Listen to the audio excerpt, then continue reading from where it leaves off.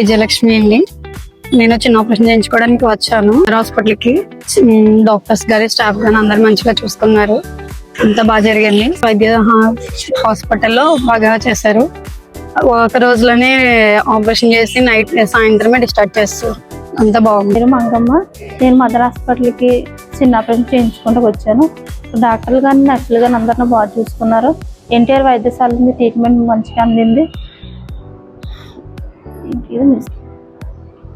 Mother హాస్పిటల్లోని treatment మంచిగా జరిగింది. Operation చేస్తారు. ఒక రోజులలో సాయంత్రకాల డిశ్చార్జ్ అయిపోయి వెళ్ళిపోవడం జరిగింది. మదర్ హాస్పిటల్కి థ్యాంక్ యూ.